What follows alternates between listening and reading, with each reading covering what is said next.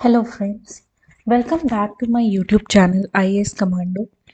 And इस video में हम फिर से देखेंगे कि क्या लूसेंट से यूपीएससी 2022 प्रीलिम्स के क्वेश्चन सॉल्व हो रहे थे एंड क्या लेसन मिलता है हमको यूपीएससी 2023 प्रीलिम्स की प्रिपरेशन से यूपीएससी 2022 के क्वेश्चन सॉल्व करके।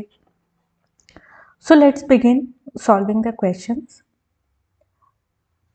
सो पहला क्वेश्चन देखेंगे। फर्स्ट क्वेश्चन इज अबाउट कि जो world's second tallest statue in the sitting pose of Ramanujan was inaugurated by prime minister in Hyderabad.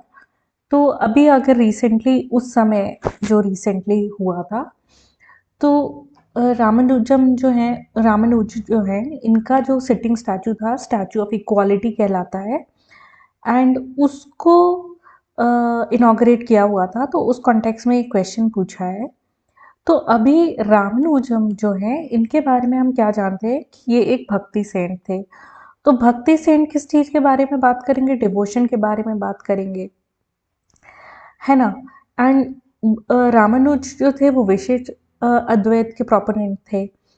तो इसीलिए जब हम ये तीन ऑप्शंस देखते हैं जो कि बोल रहे हैं salvation was to be obtain through meditation, तो ये आर्ग्यूमेंट भी गलत हो जाता है।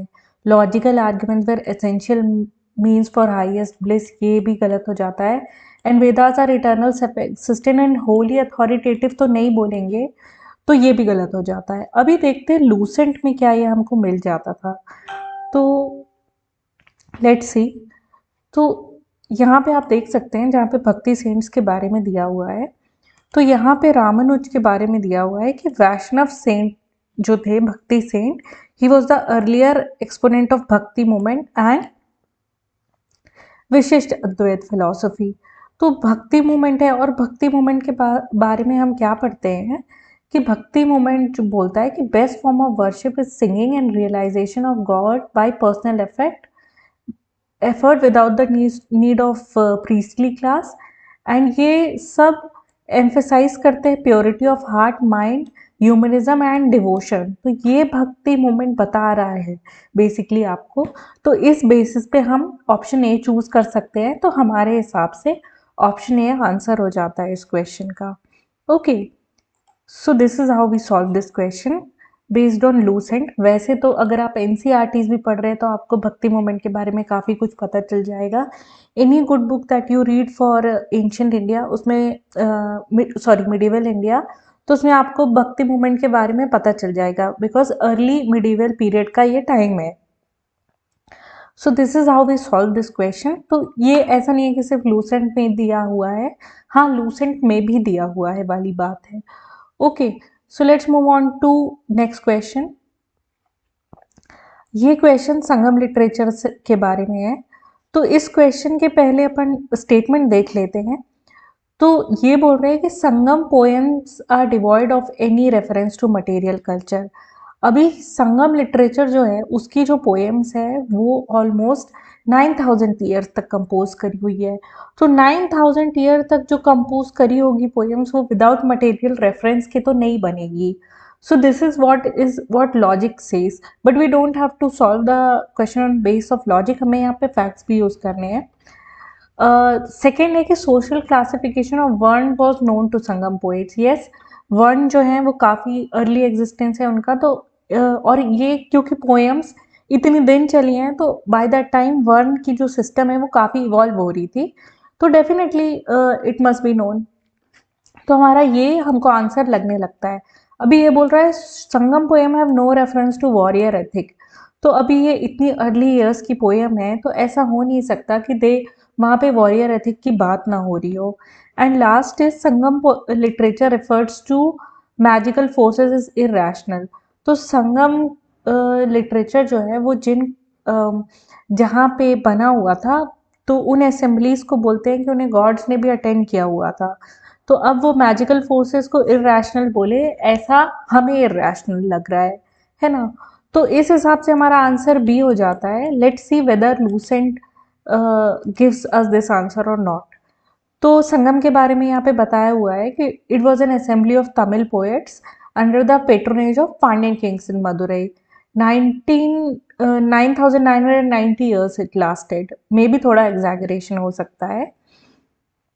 And now it is written that first Sangam was attended by gods and legendary sages. Okay, तो यहाँ पे मैजिकल वाली बात जो है वो यहाँ से हमको मिल जाती है कि that is wrong. Okay, second Sangam के बारे में बता रहा है कि तमिल ग्रामर जो है टोलका पियर हमको वहाँ से मिली थी.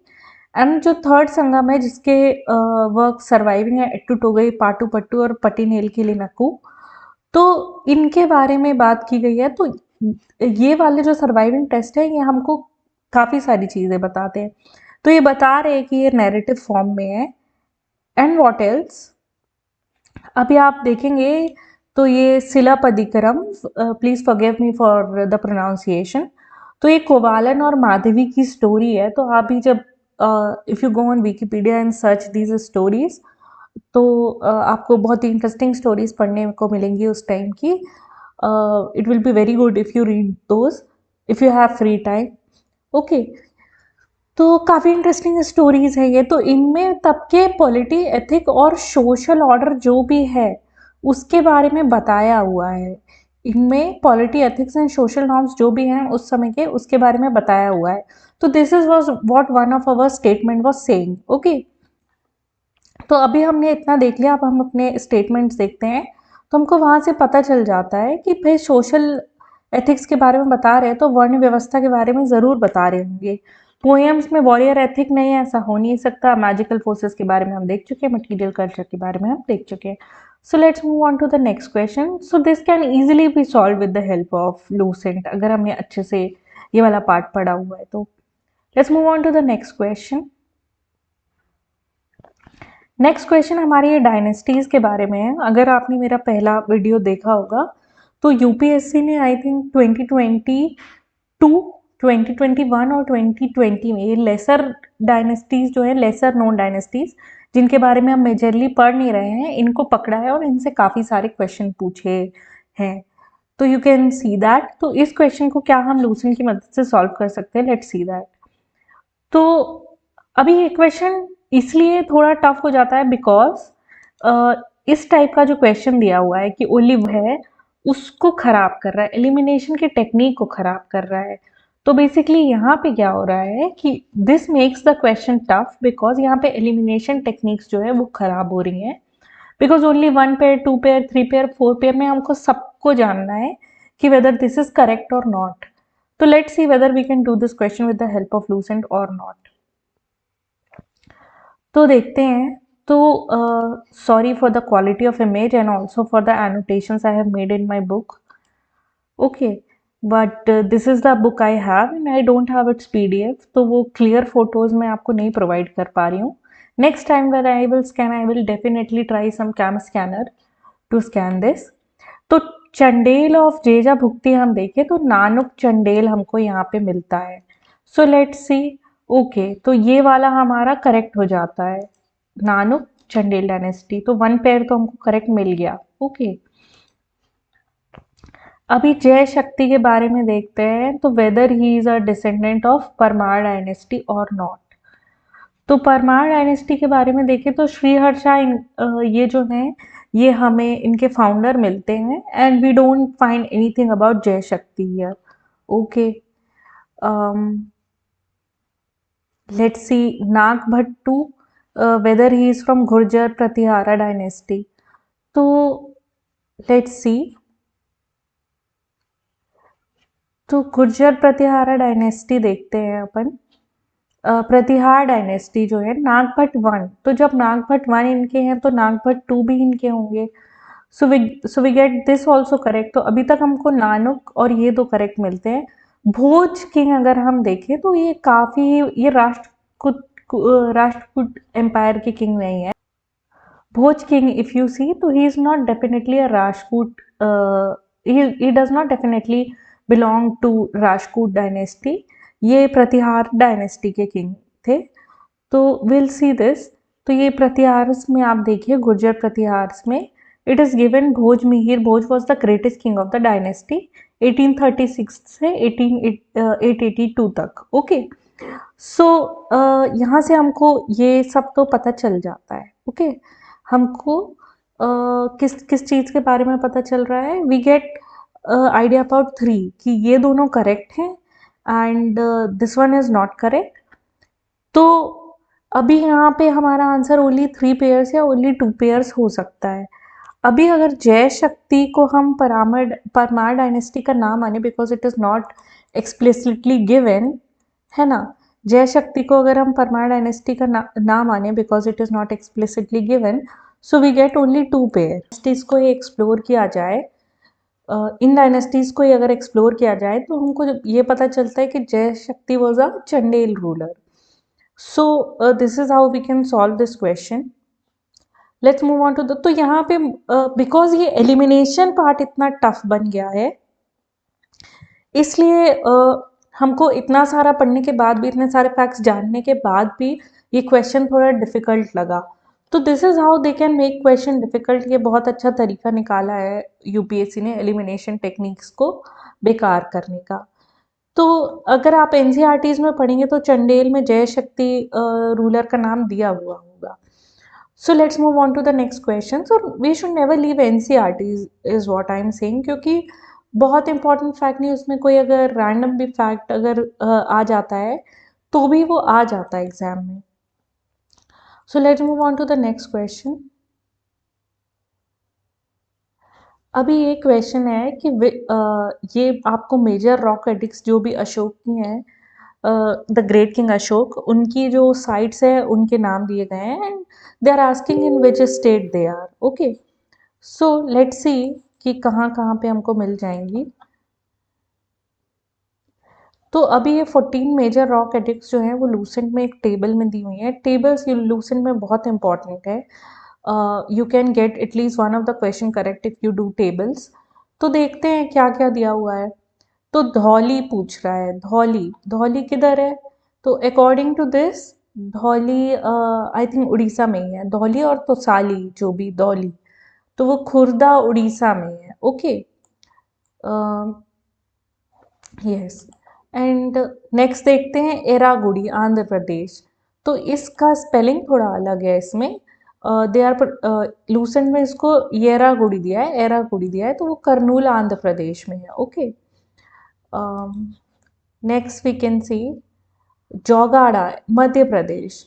तो I think this is wrong because ये जोगाड़ा जो साइट है ये भी उड़ीसा में ही है। It is in Ganjam Orissa. Okay, and ये लास्ट वाला जो क्या है, कलसी कर्नाटका। तो कलसी किधर है? Let's see where is Kalsi. Kalsi is in Uttarakhand. Okay, यहाँ पे हमें कलसी उत्तराखंड में दिया हुआ है। तो अभी ये क्वेश्चन एक ही टेबल से सॉल्व हो जाता है ना। तो बेसिकली हमारा करेक्ट क्या क्या निकला, 1 and 2, है ना। दो साइड्स हमको मिल गई। Jaugada was in Odisha and Kalsi was in Uttarakhand, तो हमारा ओनली 2 पेयर हो जाता है।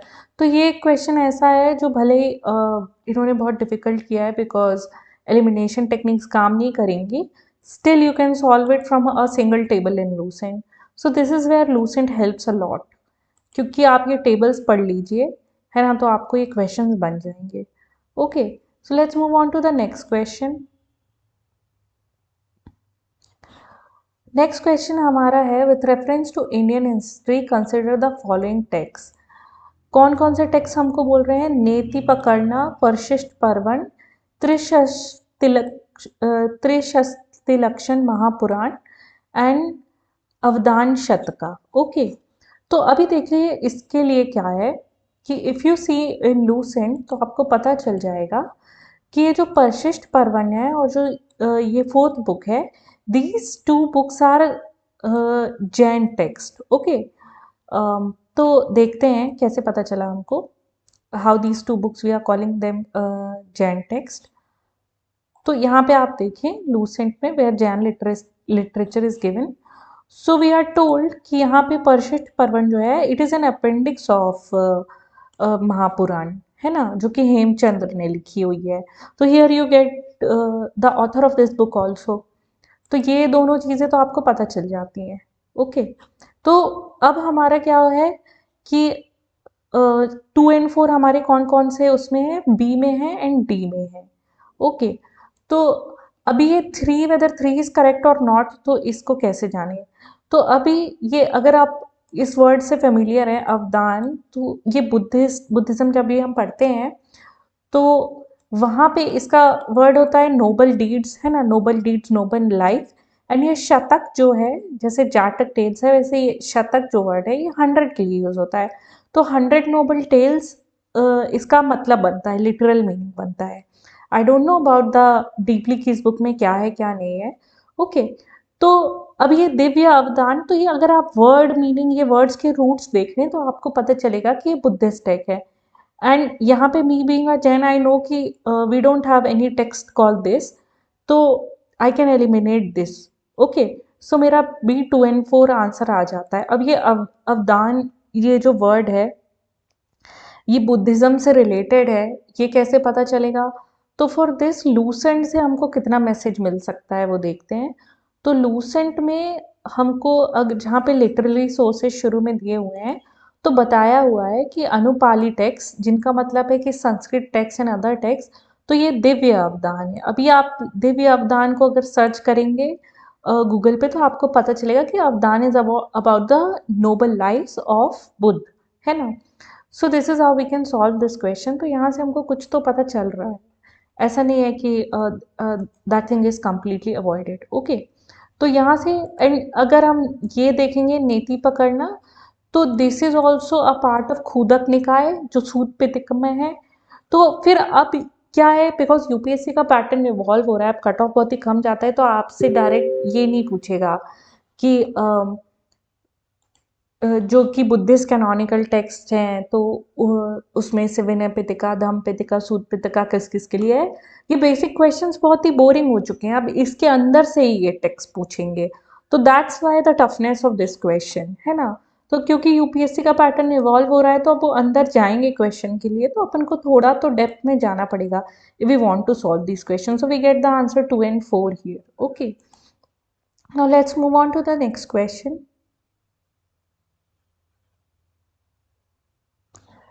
नेक्स्ट क्वेश्चन हमारा ये क्वेश्चन है। Number 1 thing about this question is this question is tough and उसको डबली टफ बना दिया गया है by doing this thing, none of the pairs, only 1 pair, only 2 pair, only 3 pair. Because इसकी वजह से क्या हो रहा है कि क्वेश्चन और टफ हो रहा है, हमारी एलिमिनेशन टेक्निक्स नहीं काम कर रही हैं। सो लेट्स सी। तो दिग्नाग जो हैं वो क्या एक बुद्धिस्ट स्कॉलर्स हैं, एंड नाथ मुनि क्या एक वैष्णव स्कॉलर हैं, एंड आर्यदेव क्या एक जैन स्कॉलर हैं। इस बारे में हमको जानना है। सो लेट्स सी। तो अभी अगर हम देखें तो बुद्धिस्ट लूसेंट में ये दिया हुआ है कि अभिधर्म कोश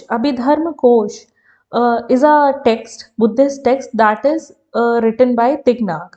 तो हमको यहाँ पे पता चल जाता है कि Dignaga is a Buddhist scholar. Okay, अभी वैष्णव स्कॉलर नाथ मुनि है या नहीं है ये कैसे पता चले? So I was searching in Lucent, unfortunately I did not found कि नाथ मुनि का नेम मेंशन है वैष्णव स्कॉलर के लिए।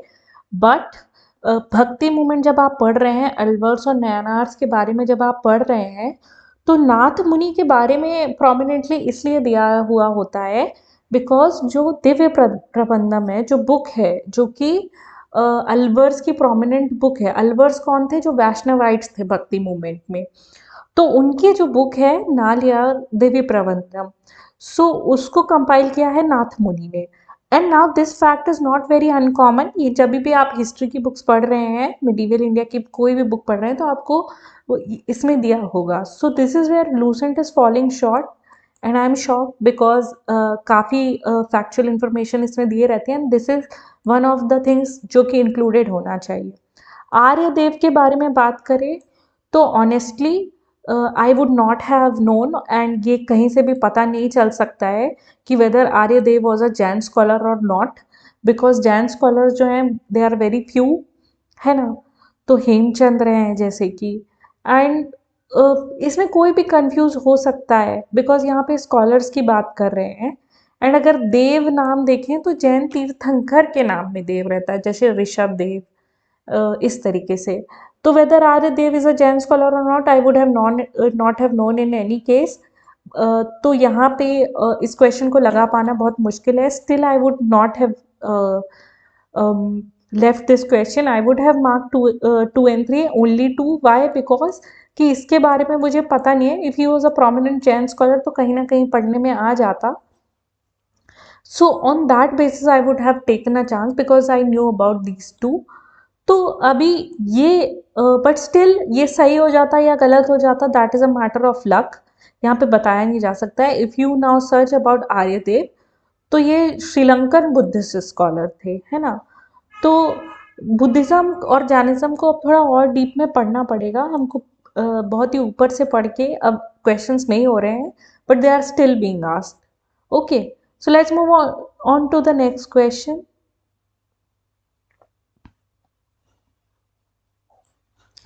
अभी एक क्वेश्चन है, with reference to Indian history consider the following statement. तो अभी पूछ रहे हैं कि first Mongol invasion of India happened during the reign of Jalaluddin Khilji. लेकिन हमको यहाँ पता है कि जो चेंगिस खान है उसके जब वो आए थे इन्वेड करने इंडिया को, तब फर्स्ट मंगोल इन्वेंशन था. एंड इसका आप टाइम देख रहे हैं 1221. तो यहाँ से हमको क्या पता चलता है कि नहीं, जलालुद्दीन खिलजी नहीं है. कौन होंगे इस टाइम पे? I think Iltutmish was the ruler. तो वो हो सकते हैं. ओके, तो लेट्स सी. हाँ,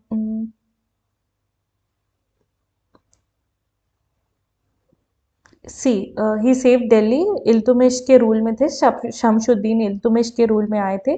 तो ही save Delhi Sultanate from the wrath of Chingis Khan the Mongol reader. Okay, so हमको ये यहाँ से पता चलता है. तो this is definitely not correct.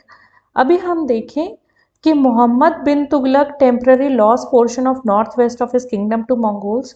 तो ये करेक्ट नहीं है. देखिए, अगर ये करेक्ट होता तो it would have definitely mention in Lucent कि ऐसा ऐसा हुआ था. लेकिन जो मोहम्मद बिन तुगलक थे उन्होंने मंगोल इन्वेशन से इंडिया को कई बार बचाया हुआ था. ओके, तो this question does not make any sense, this statement does not make any sense. तो हमारा 1 and 3 एलिमिनेट हो जाता है, तो हमारा 2 ओनली हो जाता है ना. During the reign of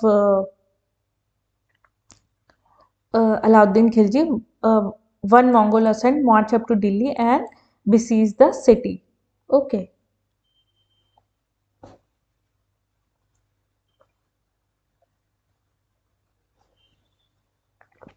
So let's move on to the next question.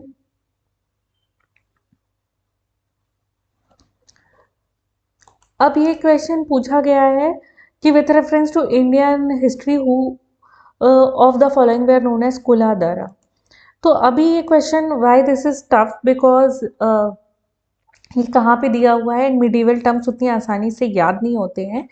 But the important point is कि मिडीवियल से टर्म्स पूछे जाने लगे हैं. पहले भी पूछे जा रहे थे, अभी भी पूछे जाने लगे हैं. तो जब भी हम कोई टेक्स्ट पढ़ रहे हैं, इस तरीके के टर्म्स आते हैं, वो बहुत ही इंपॉर्टेंट है. तो देखिएगा, अब इस क्वेश्चन में गेस वर्क कैसे किया जा सकता है. तो अगर कलंदर्स को देखें, तो हु वेर द कलंदर्स. कलंदर खुद ही एक टाइटल है, तो उसको दूसरे कलंदर्स वेर सूफी सेंट्स. तो हमें पता है कि वहाँ पे कूलादरा का कोई मेंशन नहीं है.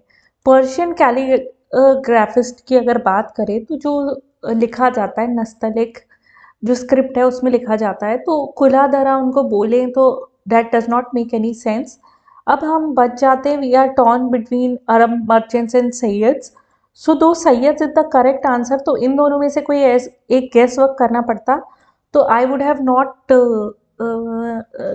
Ticked on Arab merchant, because merchants के लिए अगर कोई वर्ड होता तो जब भी मिडीवियल पढ़ रहे हैं तो it should be given, but वो नहीं दिया हुआ था. तो सैयद्स हम यहाँ से गेस वर्क कर सकते थे. बट स्टिल उधर पे एग्जामिनेशन में दिमाग कैसा चलता है, whether we tick on Arab merchant और we mark Sayyids, so that is dependent on that. तो this is definitely one of the tough question, है ना, जो कि बुक में नहीं दिया हुआ है.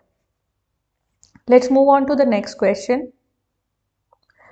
अभी ये क्वेश्चन दिया हुआ है, Yoga Vashishtha was translated into Persian by Nizamuddin Panipati during the reign of. अभी अगर अपन देखें, when we read about the medieval history, तो हमें पता है कि ये जो ट्रांसलेशन के काम है वो सबसे ज़्यादा किसने कराए हैं, आइदर जहांगीर और अकबर. हुमायूं के रेन में इतना टाइम नहीं था कि बहुत ज़्यादा लिटरेचर को ट्रांसलेट किया जा सके। एंड शाहजहाँ ही was involve in architecture. Aurangzeb को इन सब चीज़ों में कोई भी इंटरेस्ट नहीं था कि वो योग वशिष्ठ को ट्रांसलेट कराएं। तो यहाँ पे आंसर डेफिनेटली अकबर बनता है, and I would have marked Akbar in the examination. So this is how we solve all the questions from Lucent. Okay. So this is what I have to say about the Lucent in the year 2022 कि ancient और medieval से कितना आ रहा है. Definitely हमारे questions कुछ तो बन रहे हैं लूसेंट से, कुछ नहीं भी बन रहे हैं, बट जो बन रहे हैं वो ज़्यादा हैं एंड हमारा हिट रेशियो बढ़ सकता है अगर हम उसको अच्छे से पढ़ें. So thank you so much for the discussion and all the best to you all for your UPSC prelims examination. We will see you in the next video, and till then subscribe to my channel.